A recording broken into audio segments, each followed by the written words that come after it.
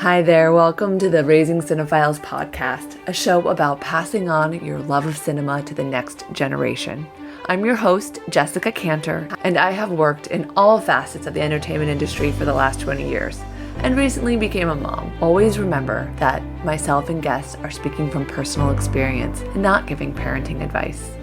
Today, I am joined by Neil Turitz, who is an extra special guest because we have been on a film journey for quite some time, starting with a newsletter that I had started forever ago called Film News Briefs, which would have died a horrible death if it wasn't for Neil, who kept it alive. Neil is a screenwriter, journalist, author, and filmmaker, and now father. Thank you so much for joining me, Neil. Thank you. It's great to be here. So we'll jump into my first question. What is your first movie memory? When I was either 4 or 5, I think it was 1975, my mom and my aunt took me and my cousin Julie, who's a few months older than I am, and I think her older sister Amy, I don't remember that part. We went to see Sleeping Beauty, the original Disney cartoon. And it was an instant love for me. I remember being so excited about it and it being such an event. And when we were there, and this is 1975. I mean, the theaters were not surround sound. You were sitting in these old rickety seats and it was this big cavernous space, but I just completely fell in love with it. It was instantaneous. I then did everything I could to get my parents to take me to the movies as often as I possibly could get them to do it forever, until I could do it on my own, or until I got to the point where they could drop me off at the theater to let me go by myself. And again, this is the 70s, so I was probably 8 or 9 when they started doing that. And there were a couple theaters near us. I grew up in Portland, Maine, and they would just drop me off with friends or just, with my younger brother. And they just say, we'll see you in a couple hours and come pick us up. And if they came back in 2 hours and the movie was 100 minutes, we'd sit on the curb for 20 minutes until the car pulled up. But I mean, it was an instantaneous thing for me, Sleeping Beauty.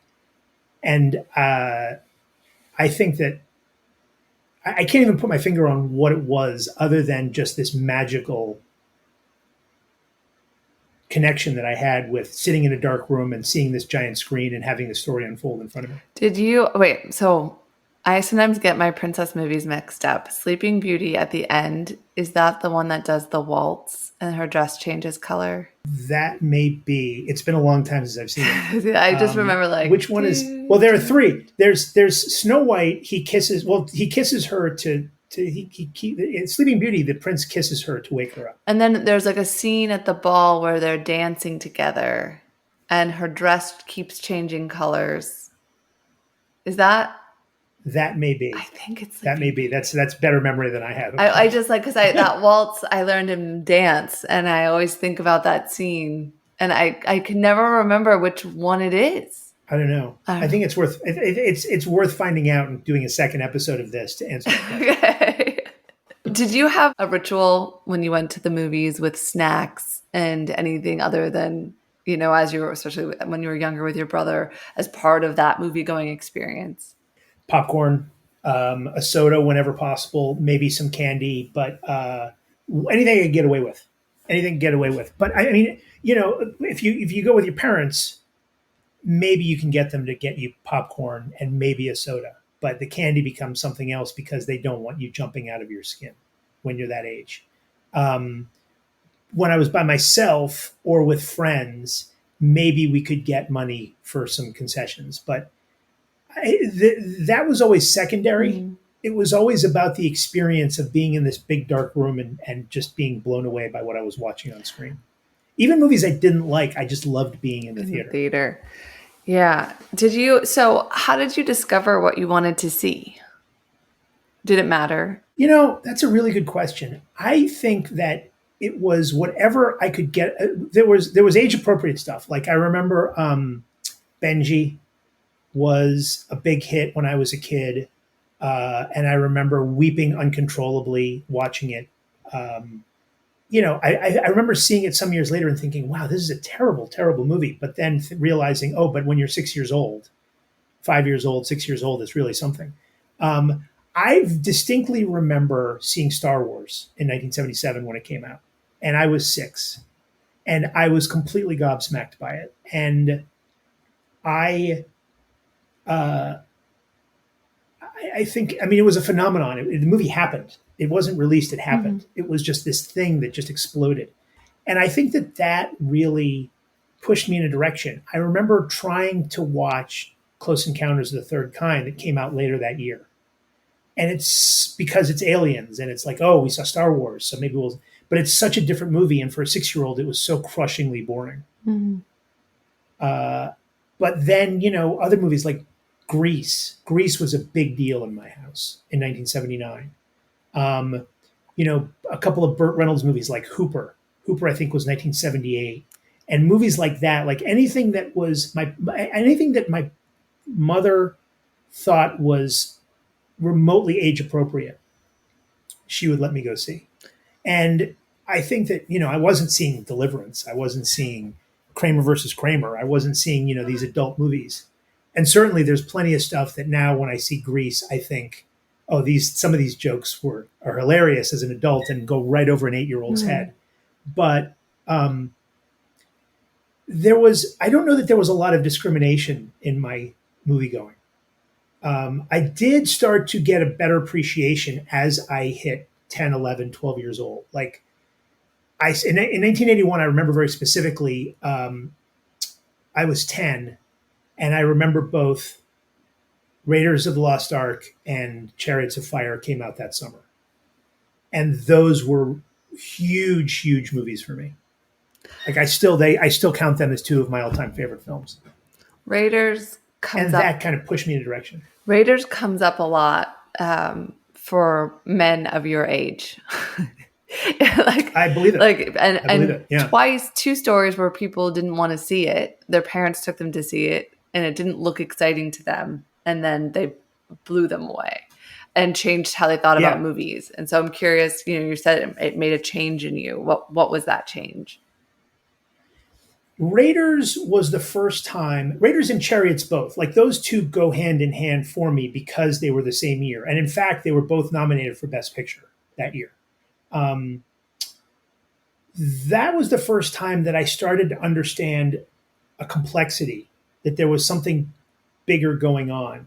I was not so precocious as to think that I understood things that I didn't really understand, but I started to think about it differently. Like I remember very specifically walking out of Raiders and thinking about the movie in a way that I had never thought about a movie before. The intricacy of it, the way that the little red herrings, how the Nazis start digging in the wrong place because the guy who goes to Tibet to get Marion has the thing burnt, the amulet burned on his hand because he picked it up when it was crazy hot. So they didn't realize there's a second side. Understanding that at the age of 10, not having really thought through those kind of things beforehand. And then Chariots of Fire was an adult story. And being a Jewish person, being a Jewish kid who had already dealt with some anti-Semitism at that young, seeing a movie about athletes, and I was big into sports, about athletes, and one of them was Jewish. And following that story was also something that really left a big mark on me. Yeah.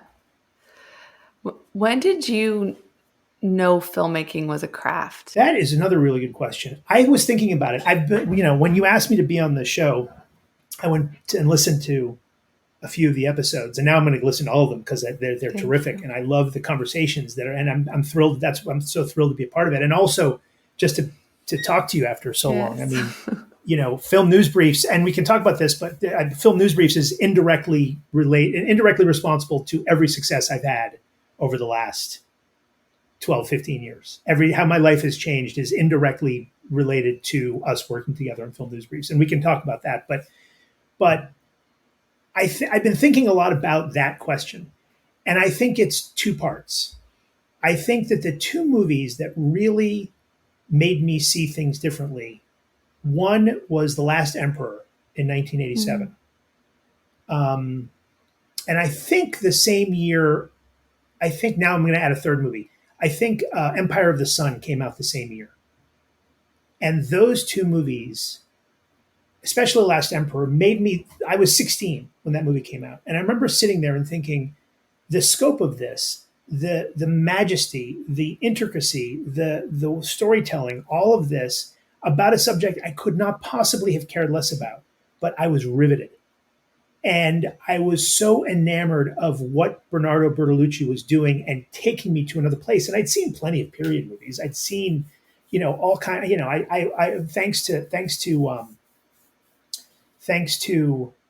VHS, I, saw tons and tons of movies.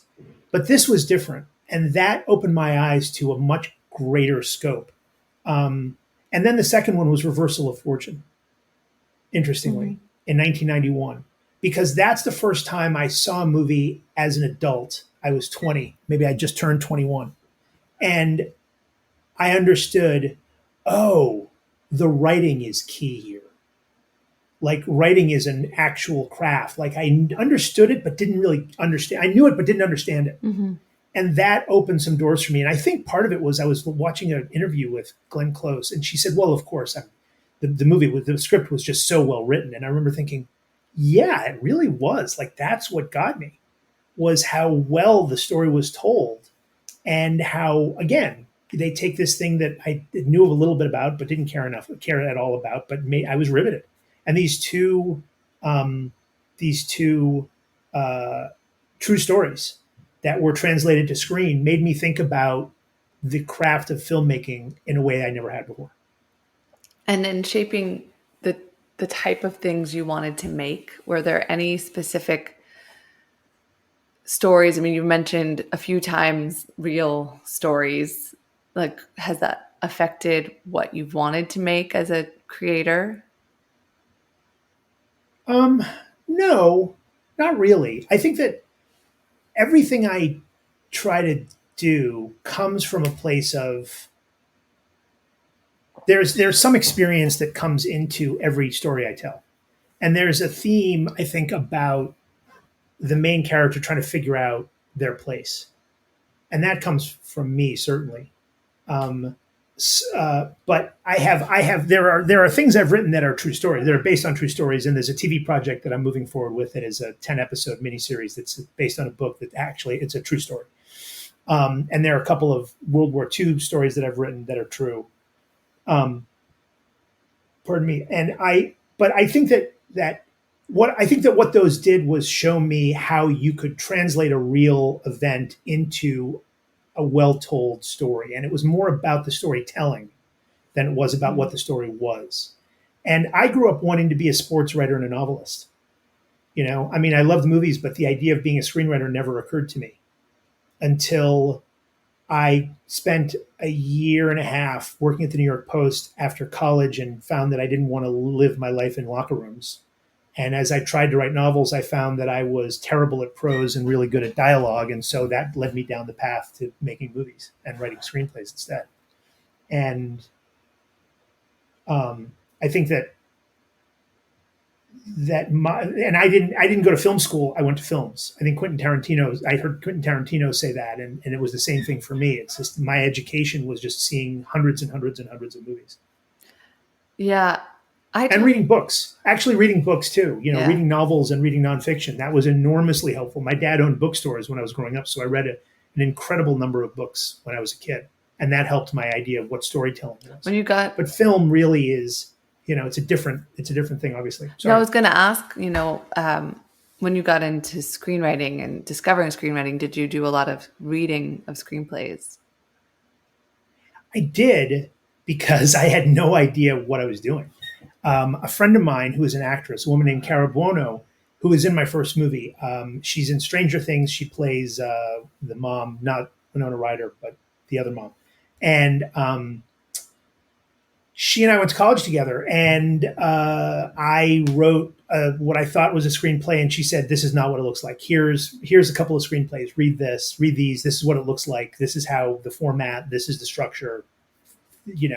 And so I read a couple of those, and I found very quickly, and I've read dozens of screenplays over the years, I found very quickly that I loathe reading screenplays.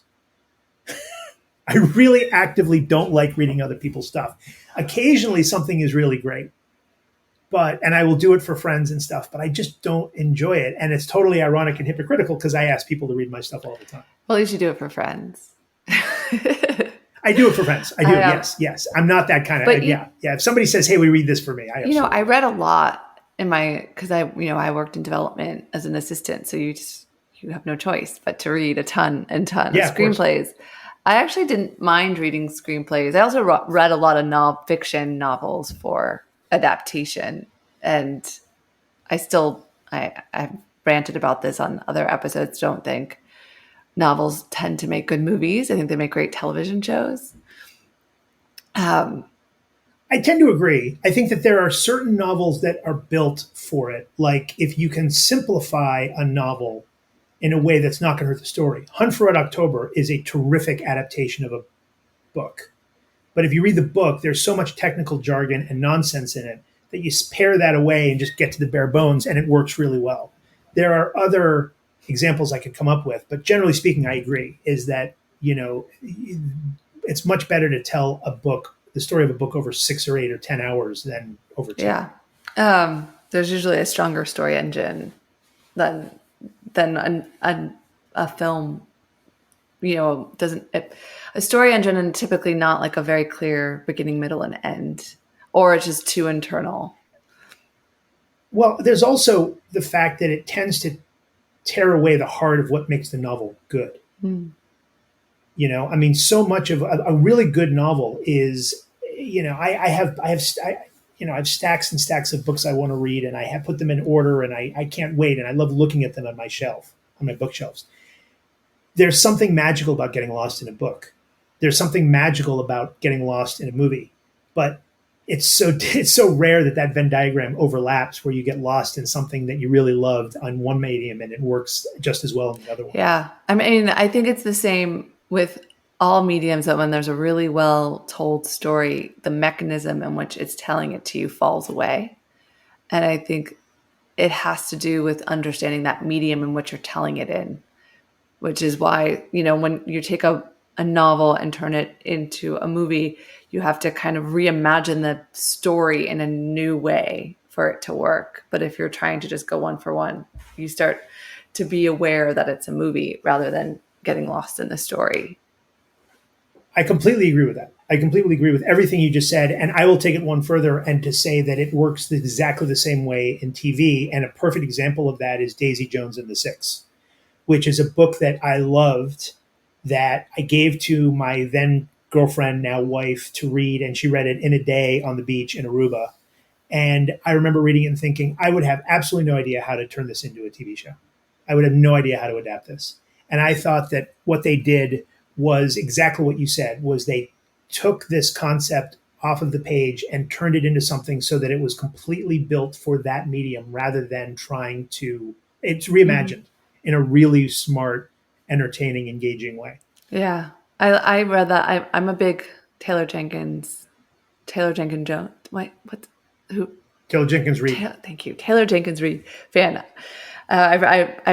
She was who I listened to. I listened to the audibles while I was breastfeeding in the middle of the night. And it was like, it was because it was so cinematic. You could just get lost in the story in a lot of ways. It was a book that felt like a movie. And it was just, I started actually when I was like at the end of my pregnancy with Malibu Rising. My mom made me read it. And then I just went through all of her books. I have only read that one, but I loved it so much. And a friend, my niece is reading, what is it? The Seven Husbands of Hugo, something Hugo. Yeah. That's it. Yeah. And she even said, I think that if you like Daisy Jones, you'd like this. And I mean, I'm a big fan of authors. I don't care what gender or color they are. Like if they know how to write and can tell a good story, that's all I care about. Yeah. So I enjoy discovering new people. She has and such an inventive way to tell that story. She also it's interesting, the thing that's consistent about her voice is all of her books, though fiction, feel like they're revealing real moments of someone else's life. We went back in time. Yeah. She has a new one about the return of Carrie Soto or something about a tennis player, and you kind of go into that world and you feel like a slice of life in this very it all just feels like it could be really happening next to you. I really like it. It's interesting you say that, because that's one of the things that I take so seriously in my own writing. And that comes from seeing great movies and reading great books, and actually reading crummy books and seeing lousy movies. Can I swear on You this? can swear, but I'm trying not to swear because you'll notice that your kids repeat everything that you say. So if you want to listen to it out loud, you can't. Well, my son is 3 weeks old, so I'm not terribly afraid of him repeating anything yet. But Yeah. what makes it worth reading, what makes it worth watching, is ultimately the characters and getting lost in their lives. There's a detective novel series that my dad and I have been reading for 30 years, and we like to say when the new book comes out, it's like catching up with an old friend. You're just right back in, and the rhythms and the characters, and these people so well, and it's like it's like them. It's like they're real people. Yeah. And there's something to that. And when the Indiana Jones movie that came out this summer, it got very mixed reviews, but boy, I loved every second of it. It was great being back in a room with Indiana Jones. I tried to get my wife to let me name my son Indiana Jones Turitz, and that didn't go very well. Yeah, speaking of which, this comes up a lot in the episode, so you might have heard it, which is when we're introducing stuff to our children, if it's in a novel form, I may require my son to read it before he gets to watch it so he can imagine the stories. So when I spoke with Raven Metzner, which I believe you've met through me, but anyway, Raven talked about Harry Potter with his daughter, and he made her read all of the books before she could watch the first movie. So it wouldn't color, her imagination as she was going from book to book to book, rather than book, movie, book, movie, book, movie. So right. Yeah, I like that idea. And same with Roald Dahl stuff. I want my son to read those, and even if there's some problematic language in them, I want him. I'm terribly conflicted about Roald Dahl because he was such a terrible anti-Semite, and such a horrible human being. But at the same time, I can't say that I didn't love James and the Giant Peach and Charlie and the Chocolate Factory, and all of these wonderful. He was an enormously talented storyteller. And my wife's favorite movie is Willy Wonka and the Chocolate Factory. So that's a movie that our son will see as soon as humanly possible. Yeah. I'm also learning. But yes,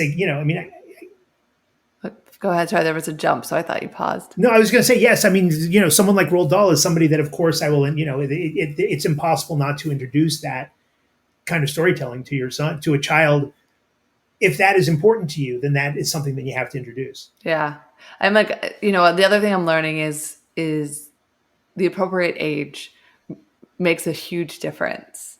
So as much as I want to start showing him everything right now, I'm holding my breath and pausing and waiting until he really has the ability to take in a whole story. I'll do some of the vintage Disney shorts. He'll kind of watch scenes of things. He loves the opening of the 2011 Winnie the Pooh. I think I'm going to post something of him watching it and giggling his face off. And he's getting into the full movie, but it's taking time. He's, not quite 2. And I think when he's 2 or 2.5, I'm going to do take him to a movie, and that'll be his real introduction to movies, going in the experience. But again, I don't want to do it too soon.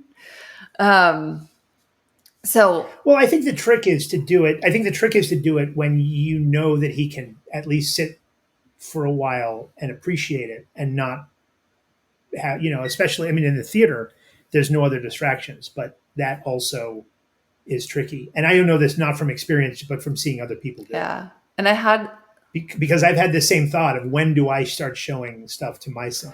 And clips is really interesting. I'm really careful about what I show him. Some children's content now I'm discovering is really amazing. Some of the content we grew up with is amazing. Early Sesame Street is on Max, and I haven't found it yet, but I'm going to show him Mr. Rogers and, Fraggle Rock and some of those kind of Electric Company. Yeah. And But like, I stay away from fast content like a Coco Melon or something like that, that is just all about stimulating your kids. They leave you alone, you know? And I had somebody on the podcast. I haven't released her episode yet, but I think will come out before this episode comes out. Ulda, and she's at the UCLA studying media effects on children. And she quoted, screen time isn't the thing. It isn't the issue with children. It is actually what they watch that can help, and how you help them process what they're watching. So, it's like limiting screen time actually isn't solving the problem. Like finding quality content for your kid is what's important. And I really love that. I'm going to live by it. Yeah, and I think that we're talking about that too. We don't have any interest in exposing our son to. We're going to utilize screens as little as possible. I don't want him to be, and nor does my wife and I don't want him to be one of these kids who's constantly grabbing an iPad and just finding content and doing that kind of thing. I think that we're really going to oversee. We're going to be very careful about how we parcel that out. But to me, it's about, as a storyteller, it's exactly in that vein. It's the idea of allowing him to understand from an early age the concept of storytelling.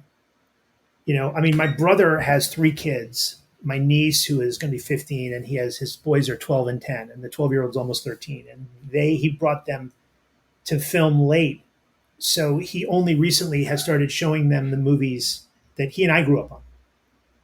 And they found these movies terribly boring, and movies that we loved. And it took him forever to get them to sit down and watch Raiders. And at the end of it, I said, "What'd you think?" And they said, "Like, oh, it was fine." And I said, "It was fine. That's it. Like, you don't get lost in it." And I think that, I think it was Emily Ziff Griffin, when you were talking to her, she was talking about not just showing it on a TV, but actually doing it in a theater. And I think that I really agree with that. I want to, when the time comes, I want as often as possible to expose my son and any other kids who come along to a story on as big a screen as humanly possible.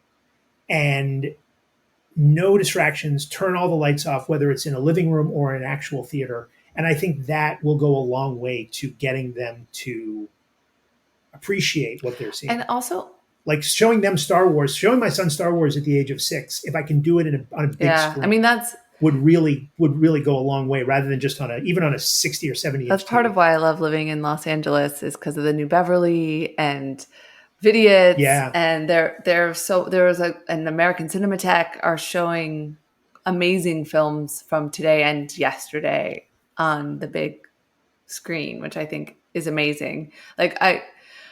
So I agree. I want the experience. Like, I dream of like on the weekends or once a week going to the movies as part of our thing, just relaxing, picking a film together and going and getting our popcorn and going and exploring movies, old and new, and getting to rewatch stuff with him and discover new things with him and figure out his taste and expand mine, and so that's one thing. And then also having movie night at home too, and then shows. I think there's nothing wrong with shorter form content also, episodic content, and lots of books. So it's going to be media and stories everywhere.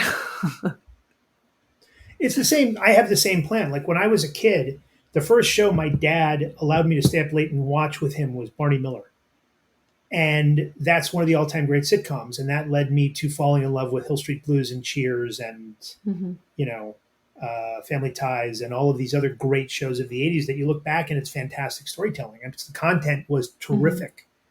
And so I became enamored of the medium, and I saw a lot of garbage, but that allowed me to appreciate what was really good. And it shaped my own sense of storytelling. That and all of the books that I had access to and that I read, and all the movies I went to go see. My wife and I moved up to the Berkshires in Western Massachusetts, which we love, but I really, really miss the freedom of having all of those theaters in New York City. Yeah. I was there all summer. I wish I knew you were there. I would have said hello. I wish I did too. We would have totally connected. Yeah. Where were you? I was in Salisbury, Connecticut, and we drove into Great Barrington a lot, and up to Tanglewood. Got it. My family used to own a summer camp. Yeah, we spent the summer at Tanglewood. Yeah. So I went on the opening day. So we might have just been like just missing each other. How many times did you go to Tanglewood this summer? I just went twice because I had Miles with me. Just twice? Okay. Yeah, but I was up there and we went to Great Barrington a ton, like Miles eating huge ice cream cones as big as his face, walking around town there. Yeah. I love Great Barrington. We live about 25 minutes away from it. Yeah. Well, next summer when you come back, we will spend plenty of time hanging out. Exactly. Or next time you come to LA. Yeah, definitely. Come hang out. We'll go see a movie. So let's talk a little bit more about, you had a very similar urge to me that when your child was born, that you just wanted to share your passion with your child and bring them into that part of your life. And both of our children yours is younger than mine, but both are too young to share our passions yet. And you wrote an article about it, which I will link to in the show notes. Talk a little bit about the article and the urge and how you're thinking about it right now. I am 52. I'm almost 53. I'm an old dad. There was a long period of my life when I didn't think this would ever happen. My wife and I met at the beginning of the pandemic, and I think we met probably because of the pandemic. And she and I, we got married 17 months after our first date, exact to the day. And then, it took us a while, and we started to prepare. Like, she's a little older too, and we were not sure if we would be able to have kids. And when she got pregnant, I started thinking about what this meant. And it took me a while to wrap my head around the idea of being a father. It was something I always wanted, but I'd also kind of written it off to some extent. And the moment my son was born, I started crying. It was the most incredible, spectacular moment of my life. I think that we think about the great moments of our lives, and a lot of time we realize it after the fact. And we look back and say, wow, this was really the greatest moment of my entire life. I felt that in the moment. The moment my son emerged into the world, I just had this overwhelming sense of this is real. He's here, and oh my God, everything I've ever done has led to this.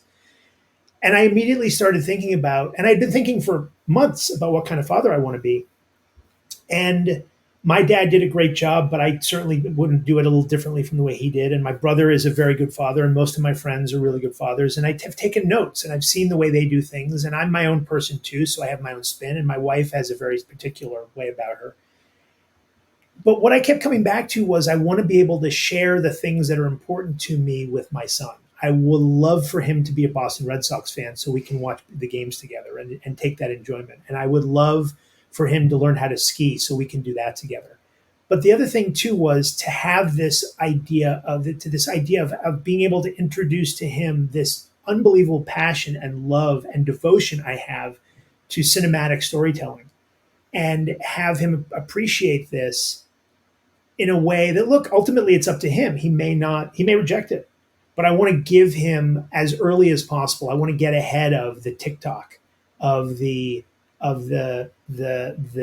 attention span grabbing and sapping stuff that he will be exposed to, whether I'm around or not. Whether it's at school or daycare or whatever it is, or with his friends.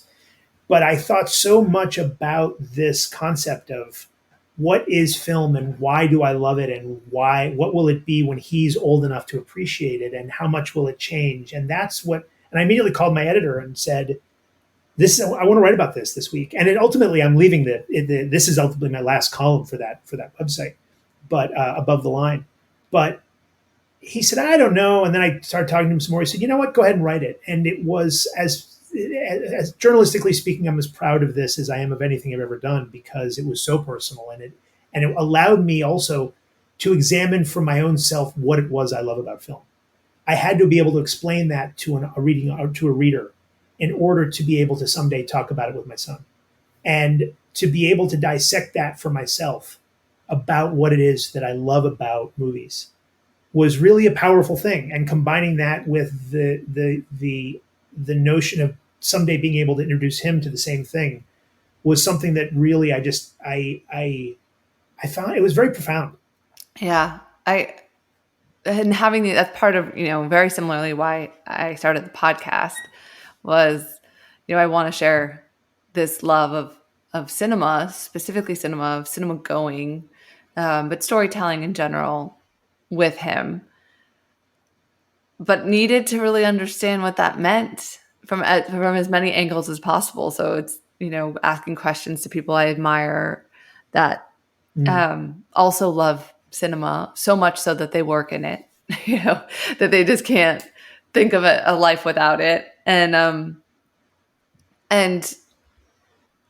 a lot of what I'm learning for myself is it for me was a way to open my mind to the world, but also to explore how to feel feelings. A safe way to just go on an emotional journey with a character. And then as I'm having conversations, what a useful tool it is to start identifying situations, feelings, and whatnot outside of yourself, so that when they're happening to you, you're not as caught off guard. So you have some bandwidth in talking about them, so that you see different cultures, so you're not surprised in the world when you come across them. You see them as something different and beautiful. I love that. And I think and I agree with it. And I also think I'll take it one step further, which is there's so much empathy that a child and even an adult can learn and appreciate from sitting in a theater and finding a connection to a character on screen, whether it's a real person who's fictionalized or adapted, or a fictional one who is a complete creation of a writer or writers. That opportunity to step in someone's shoes and root for them or dislike them, or if there's like the best villains are the ones who believe that they're the good guys. And even a child sometimes can look at that villain and say, I hate that person, but I also understand where they're coming from. And that is so enormously valuable in a way that you don't necessarily get in real life. And it's easier. Look, it's the old thing, show, don't tell. Like, I could explain to my son why something works or doesn't, but he can see it and appreciate it for himself and come to his own conclusion and say to me, Dad, I feel this about that. And then I can have a conversation about it from his perspective, which is an enormous gift that I get from him as well, as while I'm trying to teach him something from my perspective. And I definitely think, I ask a lot if someone believes taste is nature or nurture.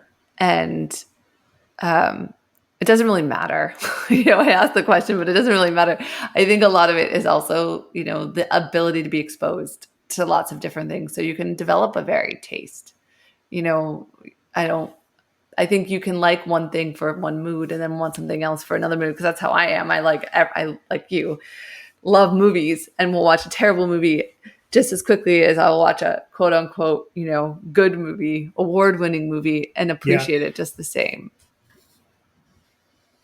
To me, it doesn't make a difference. I'm in the mood to watch Caddyshack one day and Barry Lyndon the next, and they could not be more different. Yeah. I think that, I think that I would lean more towards nature than nurture.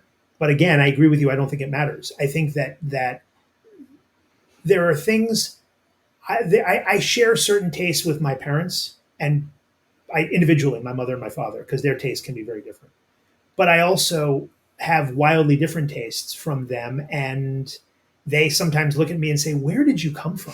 Like, how did this all happen?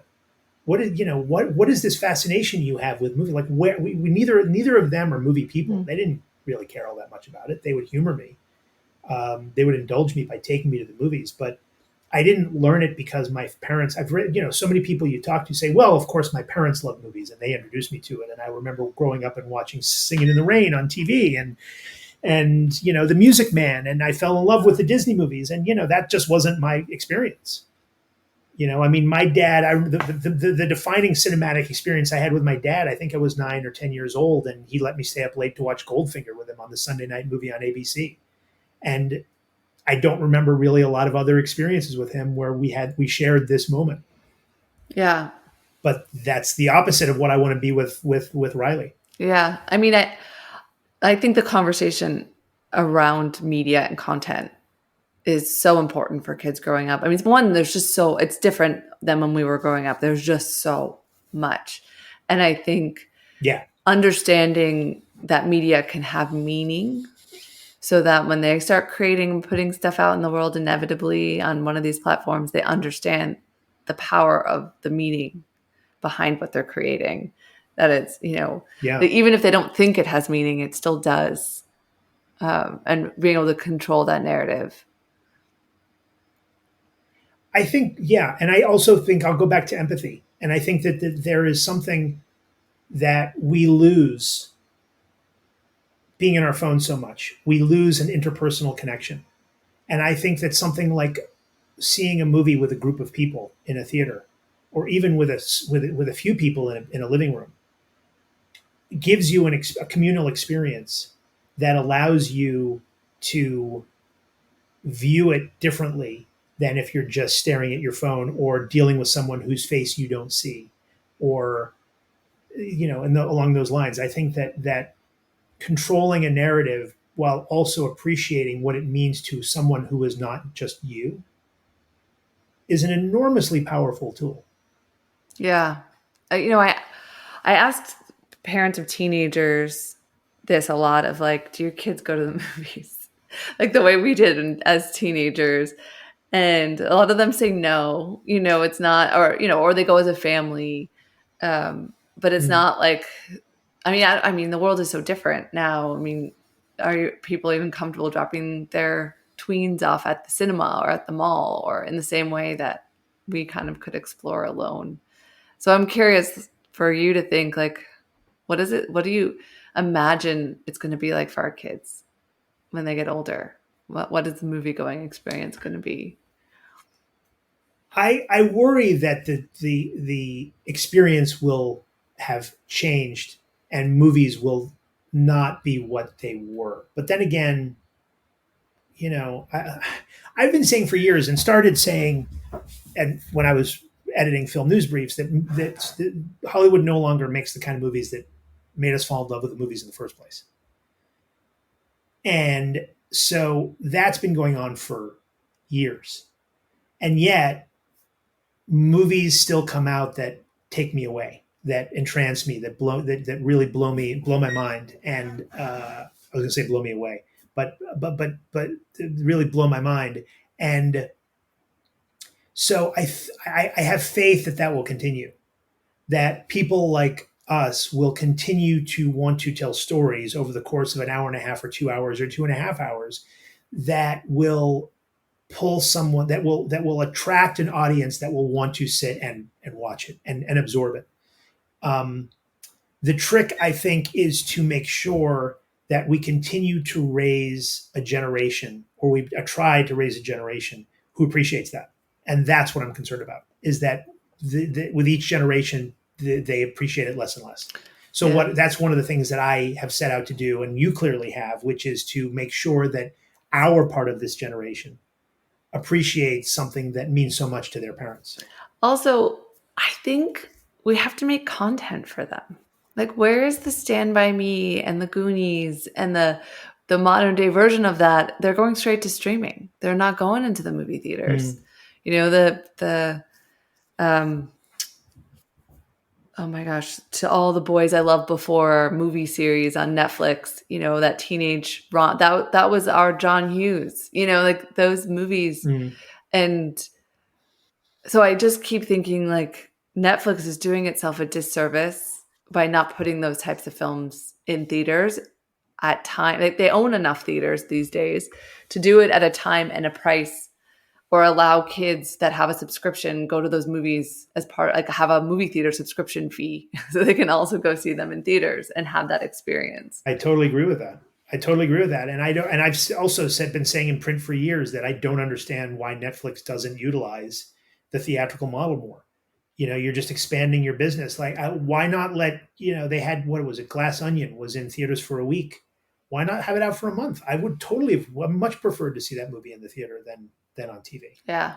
And I think that, what we're doing, I completely agree with you. What they're doing is creating a generation that is consuming this on TV and losing the appreciation for sitting in a darkened theater. And that actually leads to another of my pet peeves, which is the increasingly awful behavior people display in movie theaters because they're used to doing things at home that they're not allowed to do in the theater, like constantly checking their phones, talking to their friends, turning the lights on, doing this, whatever. I mean, and you say, "Excuse me, can you please turn your phone off?" And people start screaming at you.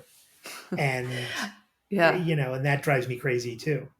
That was, it's funny that it's a direct result of this streaming thing. But also being out of practice, of not learning the etiquette. So that's the other thing of wanting to take my son to the movie theater from a young age, is to learn the etiquette, that you sit and you respect what's happening on screen, and taking the same with, classical arts. So I want to take my son to see the Nutcracker. I'm nervous he's not quite old enough this year. I might have to wait one more year because it could be too scary for him at 2. Yeah. But sitting in a theater, there's strong, like a live theater, there's stronger at rules of etiquette than a movie. And going to a classical music concert, or even like at Tanglewood outside, people respect the music. Like they make only kids have to be running around the lawn because you can't sit in the bandstand if you're not going to behave. Yeah. And I think that, that's exactly right. And I think that I've never been a live theater person, and yet I definitely want to introduce my son to that as well.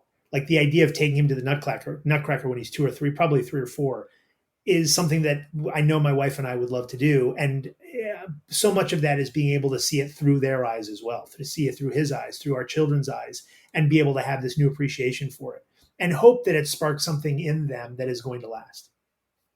Yeah. And, I was so surprised by it. My son's favorite toys or games with me are puppets. Like I have a little hand puppets, like 2 of them my mom randomly bought. And I was like, there's no way he's going to like it. And I like tickle him with the puppet, and he loves it. The puppet chases him around the house. Like, loves it. It's, I'm like, so like, I want to take him to little puppet things, So, but it's amazing, again, like things that I would have never occurred to me to do, because it doesn't appeal to me at all. But welcome to being a parent, I guess, because I'm 3 weeks in, and it's the same thing with me. It's like I never would have thought I would do or say or behave certain ways, and yet here I am. I like literally anything for the laugh or the smile. Like, just wait. I don't think you're quite there yet, right? No, we're not. We're not the smiles yet, but I cannot wait to make him laugh. So, okay. I'm going to ask you my last question, and then I'm going to tell you a story when we're off air. I'm going to edit that out because I have a fun story for you, but I think it's too personal for the podcast. Okay. Okay. So I'm going to ask. Before you ask the last question, okay. I want to say one thing, because I hinted at this before. When you and I met, it was 2009. My career was completely 2008. 2009, 2008 or 9. My career was in the toilet. I could not get anybody to read my stuff. I was in a terrible, terrible place. I was bartending. And a mutual friend who neither of us speaks to anymore brought you in to meet me because you needed help. You had 150 or so subscribers for Film News Briefs, and you needed somebody who could come in and work with you and be an editor. I think I came on with you, and we turned it. When I started? When I came on, it was only about 150, but we built it up to about 10,000, and that led to eventually we sold it, and I started working for another site, and that led to my getting back into journalism, entertainment journalism, and getting my career back, which led to getting more attention as a screenwriter, and everything that has happened since. It's been an upward swing since you walked into that bar and we met, and I started working with you. And it was a long process, and I did a lot of free work on that. But everything that has come from that, I can point. Everything that my entire career since then has come at least indirectly from you and I working together on that website. So that's for public consumption. That Jess Kantor is that my friendship and relationship with Jess Kantor is at least partially responsible for any success that happens from here on out. Oh, and also your willingness to work for free. And we kept thinking we were going to monetize it, and Oh, I mean, we've sure as hell tried. Sure as hell we tried so hard. But tried so hard. All right, so sorry. Anyway, okay. Ask your last question. All right, my last question, which I think is for both of us. It doesn't matter the age of our children, but what movie do you want to show, or should I show my son or our sons so that they fall in love with cinema?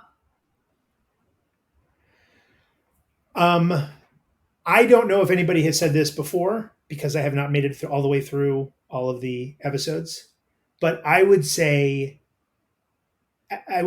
especially if you can do it in a theater and on as big a screen as possible, the original Star Wars. Yeah, I've gotten A New Hope. 1977, A New Hope. But we know it as Star Wars. Yeah. My people my age, A New Hope came after. It was Star Wars, and you can talk about these great Disney movies, Snow White from early on, not the big bombastic ones that are out there now, like Little Mermaid and The Lion King. These are lovely movies, but Snow White, Peter Pan, Sleeping Beauty, Dumbo, that are much more. The storytelling is much more intricate and complex and more interesting than a lot of the stuff now, and it's not as in your face. And we can talk about Raiders. And we can talk about some of these other wonderful movies that we both love. But to me, the majesty, the wonder, the inventiveness, the special effects, which even don't age well. If you're that young, you can still appreciate what you're seeing. Star Wars is something that I think is so magical and does such a wonderful job of transporting you to another time and place that I don't know that other movies do it that well, especially if you're introducing a child to the majesty of the medium. Yeah, I that movie has come up, but also like in different ways. I think it's had a profound effect on society, on generation, on what it means for world building and cinema. So yeah, it's a great recommendation. Well, and I would definitely follow up. I have a feeling we're going to have the others, but I would not. Yes. Oh, but I would not do it in chronological. I would start with Star Wars and then go back and show the earlier films, because I know some friends of mine have done it from 1 through 9, and I think that's the wrong way to do it. Yeah, I would do it in order that they were released. Yeah, that's exactly right. That's how I would do it. Yeah. I bring you That's how I will do it. That's how you will do it. That's how you will do it. Neil, thank you so much for joining me on the podcast. I have a feeling this is going to be an ongoing conversation for the next 18 years. I hope so. Thank you so much for inviting me. This has been so much fun. It's so great to talk to you and for us to have this experience after knowing each other for so long that we're both parents now. And that's pretty amazing to me. If you enjoyed the conversation, please don't forget to like and subscribe. New episodes release every Wednesday. And leave a comment and let me know which movie you think I should show my son. Until next time, take care.